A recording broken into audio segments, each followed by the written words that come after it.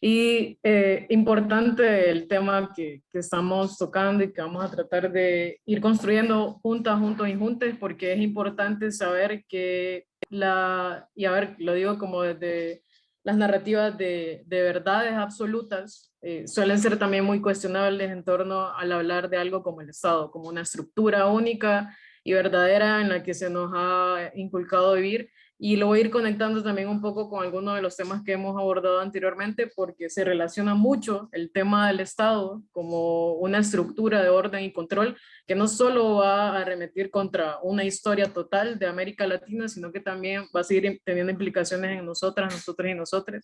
Y era un poco lo que hablábamos la vez pasada en el encuentro, cómo entender todo el tipo de opresiones o todos los sistemas de opresiones desde también una conjugación con un sistema y una estructura como la que es el Estado. Voy a compartirles una presentación pequeña, pero la idea también es que vayamos como conversando, porque también quiero como escucharles qué piensan sobre todo este tema. A ver, déjenme buscar la presentación.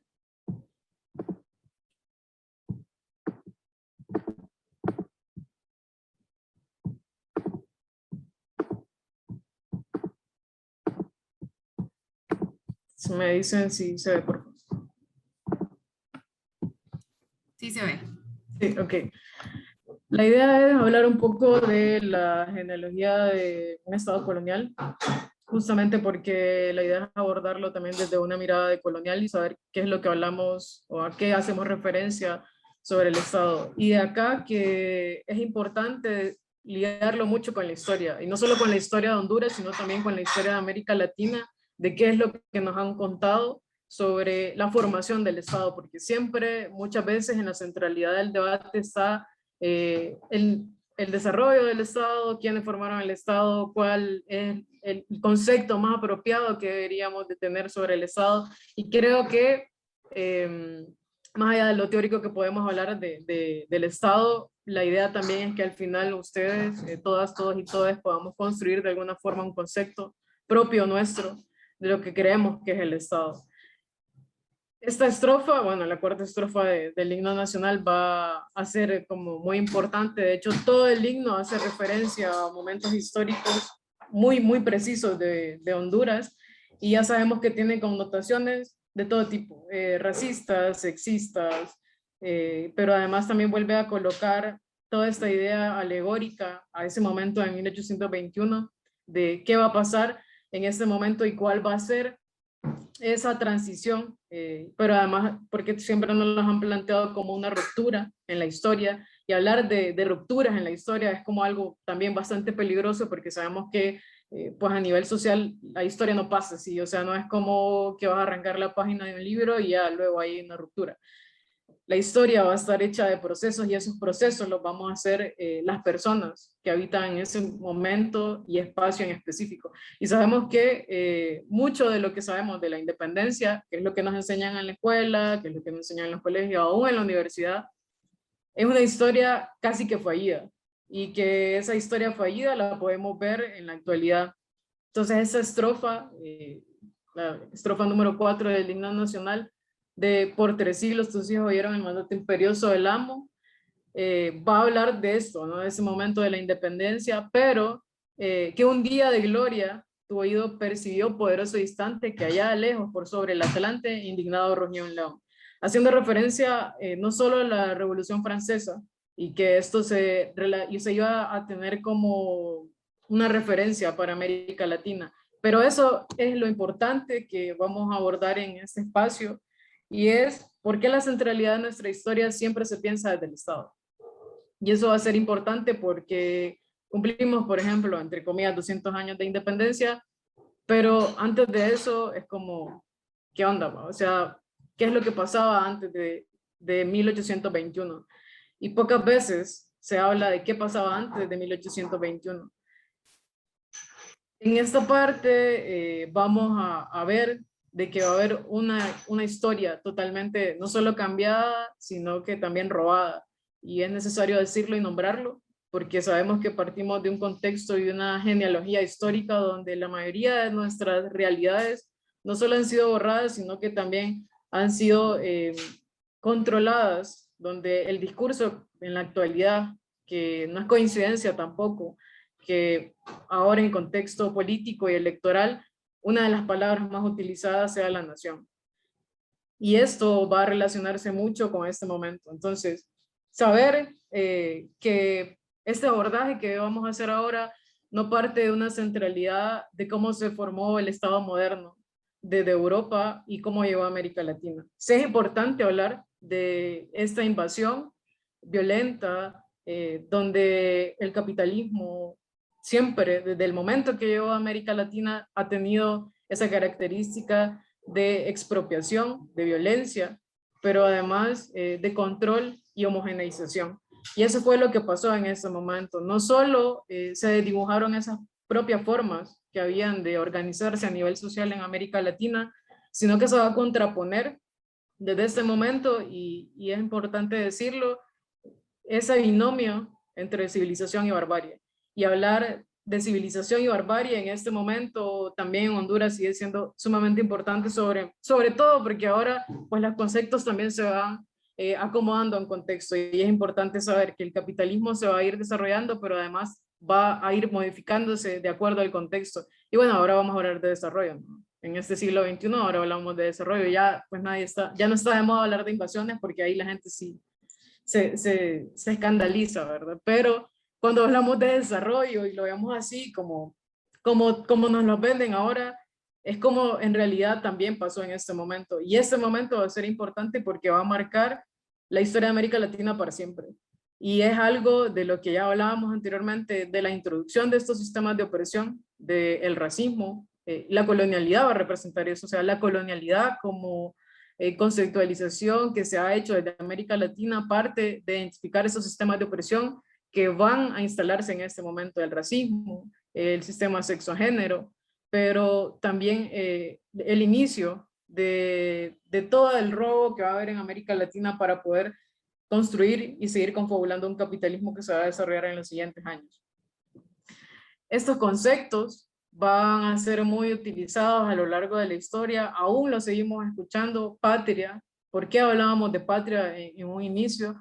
Y para hablarlo también y regresar un poco acá, en ese momento, y así como nos lo han contado, 1821 como la independencia, y que fue un espacio que compartí con Fernando en ese momento, de hacer en nuestro, por ejemplo, taller de investigación de historia, qué pasaba con los grupos subalternos en la independencia. Y eso va a ser importante porque no solo estamos hablando de lo que ya conocemos, de que la independencia, pues la firmó José Cecilio del Valle en Guatemala, para ya, o sea, que la capitanía de Guatemala ya no fuera como la centralidad de Centroamérica, pero contraponiendo esa realidad de independencia que era muy soñada y que era una idea muy traída de Occidente por la Revolución Francesa, pero también por la Revolución de Estados Unidos, donde todo tenía que ver con estos pilares, ¿no?, de la Revolución Francesa, de libertad, igualdad y fraternidad, y sobre todo en la centralidad del hombre. Hombre,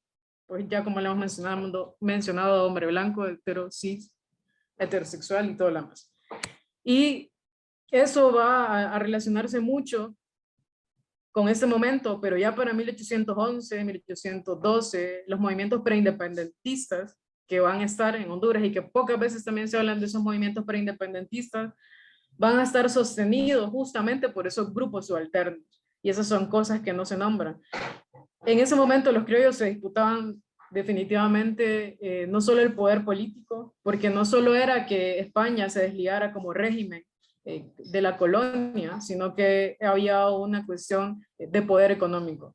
Y eso se va a ver acrecentado mucho más en estos años entre 1808 a 1812 con los movimientos preindependentistas, que eran movimientos de hecho creados por las mismas poblaciones nuestras en Centroamérica para llevar esta revolución, pero, entre comillas, ¿no? Pero ¿cómo va a pasar entonces este momento de transición? Realmente hubo una socialización de qué iba a ser la independencia, cómo se iba a crear el nuevo Estado-Nación, pero además dentro de qué parámetros. Y sabemos que dentro de la bibliografía que se ha estudiado hasta ahora hay como un vacío gigantesco de qué pasaba con las mujeres en ese momento de la independencia, que la maestra Narela ha hecho algunos escritos, pero qué pasaba, por ejemplo, con las personas negras en Honduras, qué pasaba con los garífunas, qué pasaba con la población indígena, qué pasaba con la población que no se identificaba como hombre o como mujer o que tenía otra orientación sexual, qué pasaba con esa construcción. Y eso va a tener mucho que ver luego, posteriormente de 1821, aunque sea luego la anexión a México, y que sabemos que esa anexión pues dura pocos años, el intento nuevamente de hacer la Federación Centroamericana, y que conocemos un poco de lo que se nos habla de Francisco Morazán, y que eso lo vamos a ver un poco luego de la construcción de héroes patrios, va a relacionarse mucho con eso. Entonces era como la patria, y la patria también vista desde una feminización, y eso es importante decirlo, porque siempre hay alguien que salvar, pero además una patria que salvar porque estaba empezando a resquebrajarse y porque era necesario además también salvarla de los españoles. Pero ¿qué pasa? Esa transición va a seguir siendo una materialización de la colonia, pero además una continuidad de todos sus sistemas de opresión. Y eso va a quedar sumamente claro cuando empieza a hablarse no solo de patria, sino también de Estado-nación, y que ese Estado-nación va a configurarse desde una lógica de homogeneizar. Y una de las primeras cosas que pasa también va a ser la instauración de manera ya más legal y más estructurada de la castellanización. La castellanización va a ser importante para entrar dentro de esa lógica de que es necesario que todas y todos nos entendamos para ello. Desde esa lógica era estructurar una nación que permitiera tener esa consolidación, pero además que también se conectara con la patria, ese lugar que la patria hace referencia mucho a ese lugar de arraigo, de apego, el lugar donde naces, eso es la patria. Pero que esa nación se va a construir, y para llamarla nación necesitamos tener una identidad en común. Y es lo que pasó en ese momento. Las diferentes expresiones culturales, sociales y políticas también, porque a veces nos cuesta hablar de política antes de una formación del Estado, y lo que había en América Latina también, toda la estructura que existía era política. Pero ¿qué pasa entonces? ¿Por qué existía esa necesidad de homogeneizar? Que es lo mismo que pasa ahora un poco, para ponerlo en contexto. Y eso iba a ser llevado a cabo y se iba a desarrollar también en diferentes momentos históricos. 1821 no va a ser el único momento histórico para Honduras, y seguramente podemos hablar de muchos más, pero sabemos que estos momentos van a tener mucha relación para hablar de un Estado-nación, y siempre liderada también, es importante decirlo, por hombres, pero también por élites que se disputaban el poder económico. América Central tenía un problema, y era la fragmentación que existía después de la independencia de 1821. Esto se va a demostrar porque no existía ya esa lógica colonial de la Capitanía General de Guatemala que dijera qué hacer o cómo hacerlo.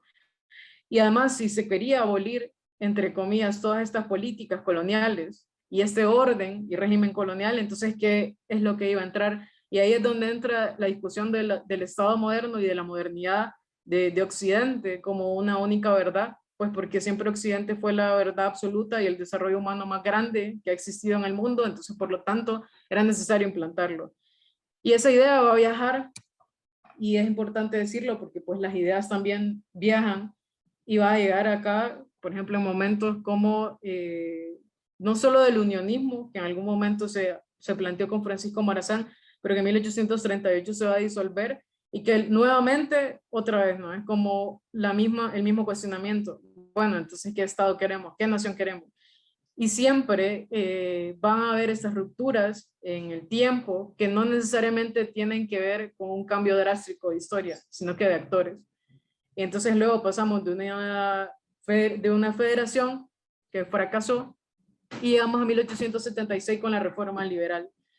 Y este proyecto, que aunque muchas personas y muchos de los cientistas sociales lo han nombrado, ¿no?, como una de las del momento histórico como más importante para hablar de desarrollo, sabemos que la manera violenta también en que se iban a implementar diferentes cosas en 1876 con la reforma liberal iba a tener que ver con este intento ya necesario y que se necesitaba materializar y consolidar del Estado.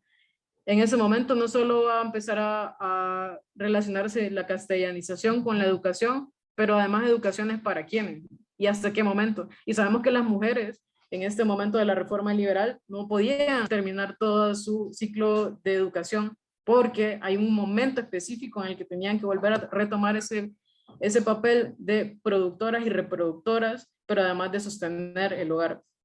Y estas ideas de la reforma liberal también van a partir mucho del desarrollo, del llamado a los extranjeros, que es lo que también pasa en la actualidad, para el desarrollo, y no de cualquier extranjero. O sea, no llamaban a gente de África, ¿va?, para que vinieran a Honduras, llamaban a gente de Europa o de países, entre comillas, más desarrollados desde la modernidad y que también se relacionaba con la época de la revolución industrial, porque la industria en ese momento, luego de haber saqueado América Latina, el capitalismo industrial surge también por ese saqueo, y esa industrialización era necesaria que llegara a América Latina, y no de la misma forma en la que se desarrolló en Occidente, sino sabiendo que acá nuevamente iban a encontrar otro capital, y quizá ya no capital de oro o de recursos naturales, sino que también venían por el capital humano. Y ese capital humano existía en América Latina.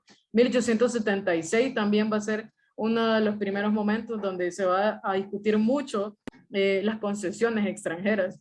De ahí, de la reforma liberal en adelante, podemos hablar de por qué el Estado, por qué el país, y entre comillas la nación, se comienza a vender. Y no cualquier persona, obviamente. Esto va a tener muchas implicaciones. Y de hecho, las instituciones que van a representar el Estado en ese momento, no solo a nivel político, sino también a nivel de, por ejemplo, de la salud. Sabíamos que la mayoría de investigadores que venían a Honduras eran extranjeros y que por ejemplo, la medicina que utilizábamos acá y que muchos de los artículos en la revista médica, que es una revista que existe desde 1930, que va a tener mucho de las ideas liberales también, hablan de por qué es necesario abolir la santería, porque así la nombraban, pero además también estas mujeres curanderas.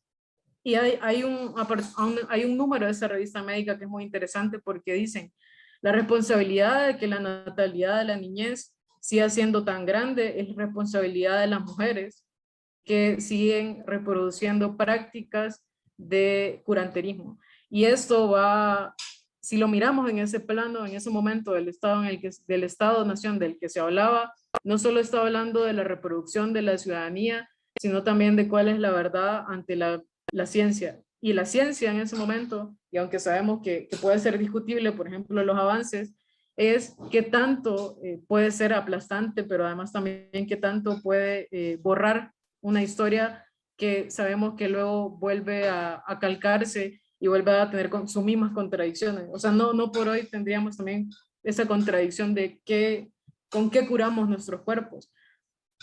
Y en ese momento también toda la discusión que va a haber en torno al liberalismo, la eugenesia, que va a ser como esta purificación de la sangre, de que haya menos población indígena y negra en Honduras, se va a relacionar también con la necesidad de querer tener una homogeneización.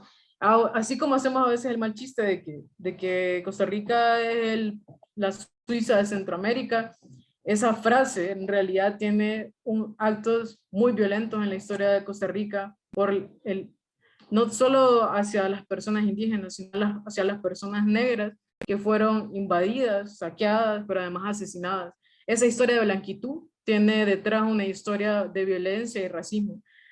Y además de eso, y pasando un poco más allá, en ese momento no solo vamos a hablar de quienes llevaban a cabo este proyecto de Estado-Nación. Y si nos fijamos, hemos estado como hablando hasta este momento de actores que se relacionan mucho con el poder, pero además que también dictan mediante instituciones cuáles van a ser la verdad. Entonces, instituciones como la judicial, como el aparato jurídico en general no podrían existir si no se necesitara implantar un orden y control. Si no hubiera existido en ese momento de la reforma liberal el castigo a la vagabundez. Ser vago era un castigo porque no era algo que reproducía a la nación en ese momento, pero tampoco existiría los centros psiquiátricos, los centros penales, Y hay como toda también una conceptualización y toda una discusión en torno a eso. ¿En qué momento se pasaron de esos castigos de la colonia que habían en la colonia y en qué momento se pasó a institucionalizar el castigo, pero además también el control? Y ese sistema existente que tenemos ahora penal responde mucho a la punitividad de cuerpos y de personas y de poblaciones que son punitivas, porque es necesario nombrarlo. Y ese orden y control que se va a establecer va a estar en todas las instituciones del Estado, y esa genealogía que les hablaba al inicio de la colonialidad se va a seguir plasmando, y tiene mucho que ver también con la moralidad. La moralidad que va a ser, de hecho, uno de los postulados de la burguesía del occidente, de cómo ser, de cómo construir un Estado y una ciudadanía que sea acorde a lo que queremos. Y esa idealización de la nación va a partir también de la violencia hacia personas que no encajan en esa construcción de Estado-nación. Y podríamos hablar de muchos momentos de la historia de Honduras, pero también de América Latina, de esos esfuerzos, porque además siempre le llaman como esos esfuerzos patrióticos de crear el Estado-Nación, y aún seguimos en esa discusión del Estado-Nación, y es que en serio nadie nos saca de esa onda del Estado-Nación y que tenemos que construir el Estado-Nación, y a veces nos cuesta como vernos más allá. Y bueno, a nivel personal yo me lo pregunto, bueno, como persona trans, ¿qué onda? Pues yo existo, ¿va? Y no estoy reconocido ni por un estado, ni por una institución, ni nada. Y es también una ficción. Y el imaginario social, o sea, así como, no, como realmente a veces pensamos nosotros mismos, mismas y mismas en la cabeza, de manera individual, realmente también así funcionan los sistemas de opresión hacia nosotras mismas y mismos. Y eso es algo que está enraizado también en una historia de la memoria, que muchas veces siempre nos hablan de historia como si fuera un cúmulo de papeles, un cúmulo de libros, pero tenemos historia de la memoria, y también existe una historia corporal de la cual nos han despojado. Y para hablar de eso, la centralidad de los símbolos patrióticos, pero además los símbolos y la patria de quién. Porque si se fijan, esto, la creación de los símbolos patrios para sentir pertenencia y sentir que somos hondureños, también en la creación de ese Estado moderno que hablaba de una homogeneización. Entonces, bueno, para que exista patria tenía que representarnos algo, ¿no? Como la bandera, el escudo, y además con cosas muy características, ¿va? Que las minas ahí en el escudo eran ya como un mensaje subliminal, creo, para toda la historia. Y los símbolos patrios se van a desarrollar mucho en este momento, que muchas veces pues miramos una bandera y miramos el escudo, miramos los héroes patrios, que luego cada quien tiene su historia en algún momento en Honduras, pero además siempre te hablan de los súper buenos que hicieron las cosas y todo lo demás. Y existe, bueno, y obviamente tenían que poner a un indígena, porque pues si no, entonces estaba como media rara la historia. Y la empira, de hecho, va a simbolizar, no, y si se ponen a pensar en esa estrofa en la que habla de era inútil queriendo tu amado, eh, vuelven a colocar, de hecho, la figura de la empira, no solo desde la racialización y la minoría, sino que, bueno, ni modo, ¿va? Hizo lo que pudo y ya se enfrentó a los españoles y pues ni modo. Y luego tenés toda la representación de héroes y de otros héroes patrios que responden a familias burguesas, pero además que hay también un símbolo religioso por ahí. Y entonces te preguntaba, bueno, entonces hay una patria, hay una nación, hay una historia construida por hombres que tomaron las decisiones del país seguramente, así de bien como lo están haciendo ahora, pero bueno, esa es la nación que tenemos. Y eso es justamente lo que debemos cuestionarnos ahora, no solo hablar de procesos históricos, así como nos los han enseñado, de nombrar fechas, personas y aprendértelo así de memoria, y que si te lo aprendes de memoria, así como nos enseñan que tenemos que aprendernos de memoria el himno, porque eso es lo más patriótico que podemos hacer, eso también es parte de la codificación que tenemos en la actualidad para hablar de un Estado-nación. Y si no podemos hablar de un Estado-nación que no parta de hechos históricos que nos han enseñado que han sido de la verdad, desde ahí hay un cuestionamiento bastante grande a nosotras y nosotros y nosotros mismos. Si lo traemos ahora a un espacio político, por ejemplo, como este, donde sé que hay muchos jóvenes, que los pude conocer el otro día, de diferentes espacios políticos y del país, que ahora, a 200 años, nos seguimos preguntando qué onda, ¿va? Como qué está pasando en Honduras, y la institucionalidad como una verdad absoluta.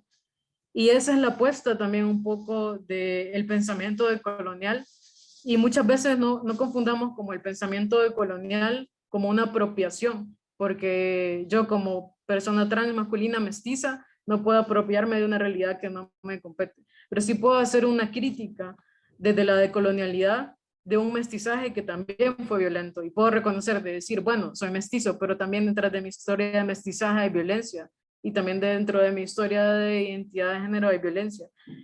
Y vivir en Honduras con las diferentes interseccionalidades también es violento. Entonces, hablemos de cómo entonces se va institucionalizando esta verdad. Y muchas de las cosas y muchas de las apuestas políticas también tienen que partir de esto, de saber cuál es la verdad, porque de hecho el discurso de la verdad y el discurso de todo lo que partió del Estado moderno es lo que sigue pasando hoy. Si no, ¿por qué entonces cuando hay discusiones entre pueblos indígenas, pueblos negros, personas LGBT, mujeres, campesinos, etcétera, por qué siempre termina siendo ridiculizado, o porque siempre termina siendo atacado y no un discurso institucionalizado? Y de hecho a veces nos cuesta, ¿no? Como salir de esta lógica donde el discurso de Estado también se nos interioriza. Es decir, como, bueno, sí, tienen su propia realidad, pero yo creo que no. Y siempre hay como ese pero, como, creo que no deberían de hacer eso, porque es cuestionable, pero cuestionable en torno a que tu planteamiento y tu cuestionamiento también debe como de ser desde dónde estoy partiendo para hacerme ese cuestionamiento. Muchas veces se nos hace más fácil encontrar como qué es lo que está mal de la Mara, como grupos organizados, pero nunca también podemos llegar a la concretización de una propuesta política que tenga que ver más con una realidad y con un reconocimiento de interseccionalidades. No sé cuánto tiempo tengo, luego hablo mucho. Sí, en teoría empezaste 5:15, ya pasas Ajá. media hora por 2 minutitos, así que puedes Uy, ir cerrando, ¿no? sí. Bueno, y eso era como un poco de lo que quería también como hablarles, y que con Fernando podríamos también discutirlo un poquito, de la colonialidad del poder. Y vamos a colocar también esa categoría porque es importante hablar del poder justo ahora con la cuestión de las elecciones, y que bueno, si hablamos también de los procesos electorales en la historia, uy, está medio heavy ahí porque pues sabemos que tiene implicaciones históricas de hecho muy fuertes de cómo se formaron los partidos políticos en Honduras.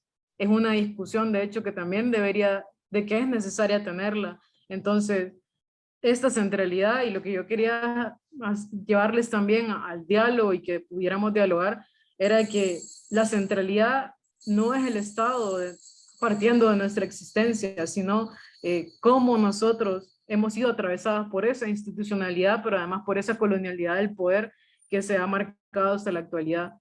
Y me parece, y lo conecto con un poco de lo que decía una compañera, compañero, no recuerdo, eh, sobre por qué nos cuesta tanto imaginarnos fuera de, y de hecho esa es la apuesta política más difícil que se ha plasmado en la actualidad. O sea, para saber cómo hemos llegado a este punto, de cómo podemos pensarnos, o es necesario pensarse desde otra lógica, tuvo que pasar muchas cosas.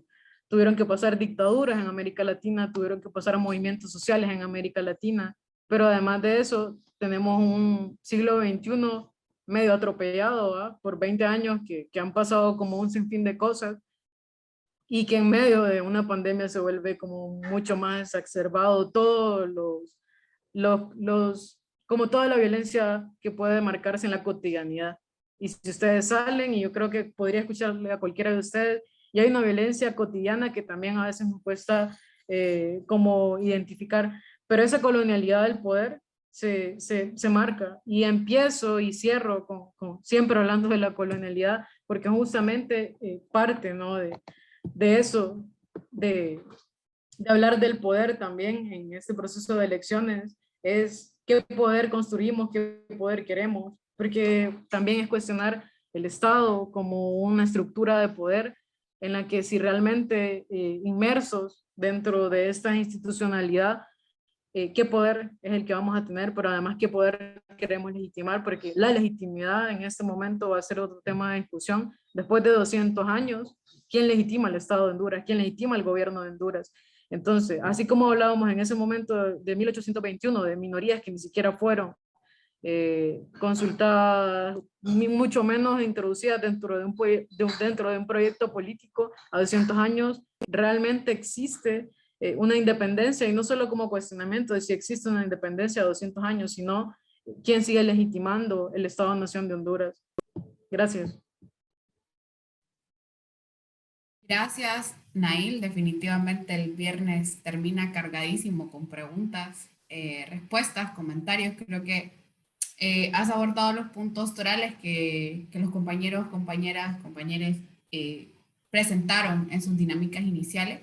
Me parecía importante y quería hacer énfasis en dos cosas, y es que ahora haciendo hilo con el tema extractivo, en todo el hilo histórico, justo estoy en un espacio de investigación ahora resolviendo ese tema en toda la región centroamericana, cómo las élites se fueron configurando, pero élites, fíjate, de carácter, claro, primero eran españoles, ¿no? Luego fueron criollos, pero también como para legitimar el proceso era como, bueno, que los criollos también sean parte del modelo extractivo y vamos a legitimar el modelo de enclave, los modelos de enclave en sus distintas formas, desde el minero, pues Honduras fue portuario primero, después fuimos mineros, después bananeros, entonces cómo, y ahora somos de ciudades modelo, pero cómo en cada uno de los enclaves las figuras que utilizó el Estado para legitimar todo tipo de modelo económico y la avanzada extractivista estaba cargada de racismo y de machismo, ¿no? También, entonces, como cada una de esas caracterizaciones en línea y en tiempo,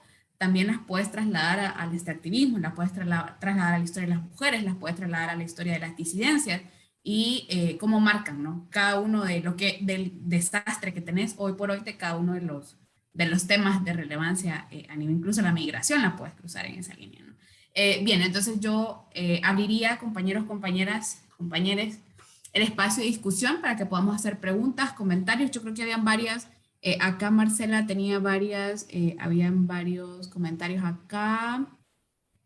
Bueno, que la historia oficialista no borra, invisibiliza y violenta las otredades, la falacia europea del desarrollismo. Ricardo hablaba de, bueno, solo figuras patriarcales, los próceres y héroes, ¿no? Marcela Aguilar mencionaba la reforma liberal es sumamente racista y clasista, da apertura desde el Estado al extractivismo y concesiones, el caso de las mujeres incursionan por primera vez en el espacio público, no todas por supuesto, y es como institutrices y maestras, partiendo siempre del error de las mujeres como cuidadoras, ¿no? Y luego, pues, el tema de todo lo que nos hicieron aprendernos de memoria en las escuelas. Entonces, yo abriría el panel para quienes tengan preguntas, dudas o comentarios. Tenemos, pues, acá a Nail igual para que podamos ir haciendo, pues, el debate en este espacio en torno al tema del Estado-Nación, ¿no? Y vernos desde ahí. ¿Quién quiere empezar?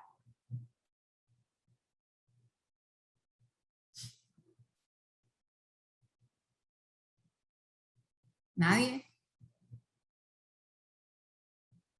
¿O todo claro o todo confuso, Nail? No sé. Sí, usted, no se peleen. Ajá, me Yo solo, preocupa.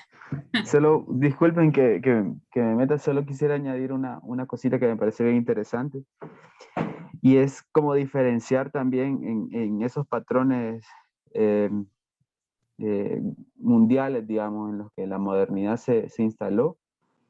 Es que, digamos, la Revolución Francesa permitió afirmar al individuo frente al Estado, con una revolución donde ellos decían que ocupaban igualdad y libertad porque querían negar las estructuras monárquicas. Pero aquí en América Latina y en particular en Honduras y Centroamérica, el Estado, es decir, la categoría de ciudadano nace directamente del Estado.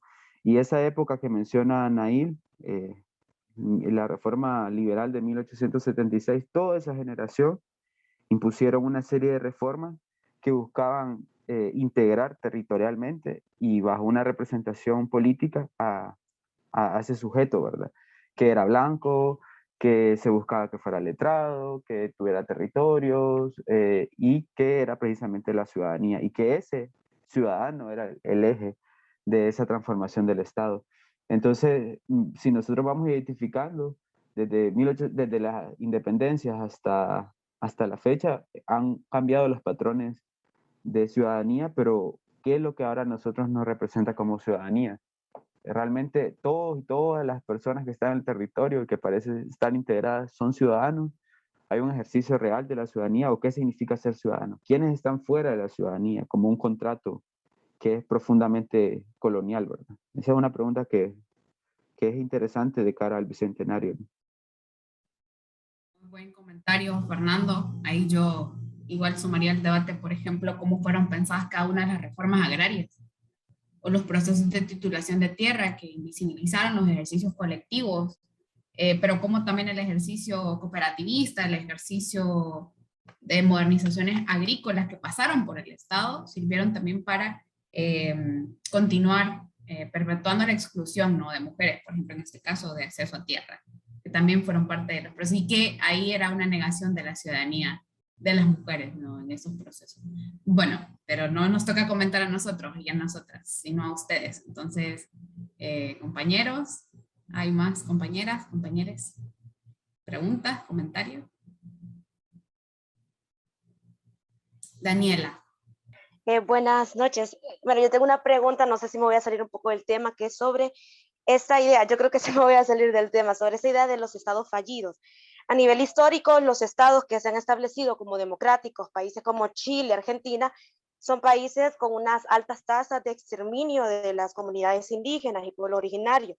Por tanto, pues, se estableció una democracia porque hubo una homogeneización, lo que se llama el bien común, lo que pasó en Estados Unidos también.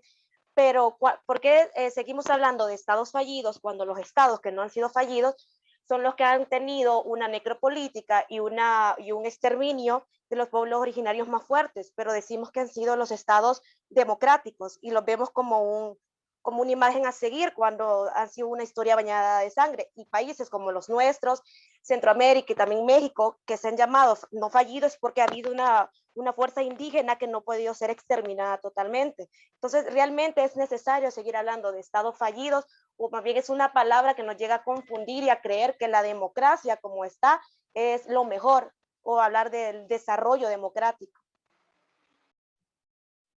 Gracias, Daniela. Itzel.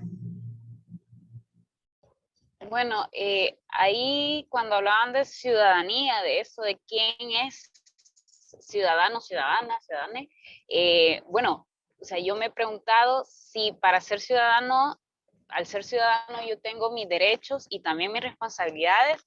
Escucha, yo creo que en un país donde constantemente se vulneran los derechos y donde quienes tenemos derechos y privilegios en realidad no somos capaces de asumir nuestras responsabilidades, escucha, yo no sé en qué estamos dejando la ciudadanía, pues, o sea, ahí del censo electoral, hablando en este tema de las elecciones, escucha, ¿cuánto ejercicio de ciudadanía representa realmente eso? Si consideráramos que la democracia funciona, ¿verdad? O sea, como aspirando a eso. Ahí yo creo que estamos, como dice en ese concepto, engañándonos también en parte, como dice Daniela, de que es un estado fallido y que bueno, que hay que recuperarlo, etcétera, pero hay que recuperar lo que estaba porque estaba bien realmente.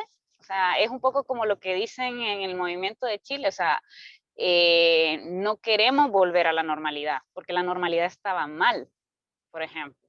Eso es una cosa. Y lo otro, con respecto a la celebración del Bicentenario, bueno, hay que leer, con leer el primer considerando del Acta de Independencia de 1821, que no es la independencia definitiva, hay otra después de anexarnos a México, hay otra después, pero en esta de España dice claramente que para evitar levantamiento, algo así, o que sucediera lo que estaba sucediendo en otros lugares del Istmo, los criollos tomaban la decisión de independizarse realmente de España, pero con todo lo que sus privilegios traían, ¿verdad? No incluyendo todas esas minorías o todas las personas que no eran consideradas álienes. Y de hecho Galeano escribe algo de eso en Los hijos de los días. Se los voy a buscar bien y se los voy a compartir después, porque en la fecha del 14 de septiembre habla justamente de esa acta de independencia y lo resume súper bien. Entonces eso, no, únicamente. Gracias, Itzel. ¿Alguien, alguna tiene otro comentario más para después darle el paso a Nail y reflexiones finales sobre sus comentarios?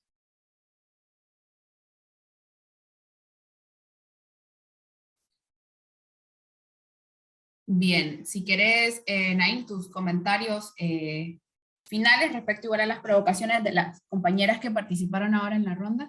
Sí, sí, de hecho los comentarios que hacían ahora se va mucho en torno a los propios cuestionamientos que tiene nuestra generación, y hay que decirlo también, porque nuestra generación tiene una búsqueda infinita de muchas cosas, y que volvemos, por ejemplo, al tema identitario, y que podemos ver la identidad no solo marcado a nivel de nación, por ejemplo, de una identidad nacional, sino que podemos hablar de identidad a nivel de procesos políticos, de los mismos grupos en los que estamos organizadas, y una identidad propia también.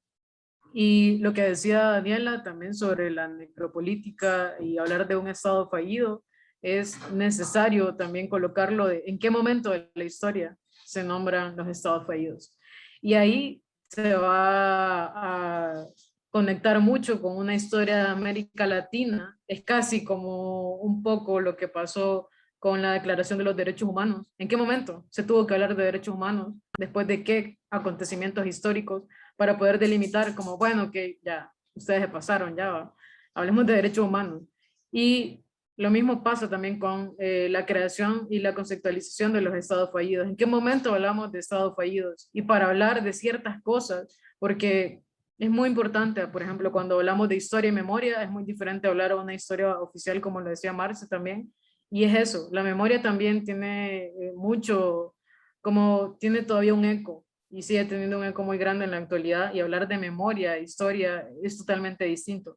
Y esa política que se va a instalar en América Latina de muerte no va a venir y no tiene como un ahora, sino que tiene un poco ya como mirábamos la genealogía, y por eso es necesario hablar de genealogía del Estado, cómo se va construyendo ese Estado capitalista, y que ahí lo conecto con lo que decía la otra compañera de por qué entonces también seguimos hablando de democracia. Y va a ser, y es importante nombrar que una de las cosas más fundamentales que va a destruir el capitalismo para América Latina va a ser la comunidad. ¿Y por qué entonces se instala desde el capitalismo el individualismo, ¿no? Y vamos a saber que todo esto se va a ir marcando a nivel de historia, pero que también todo este sistema capitalista va a tener su impacto en la actualidad.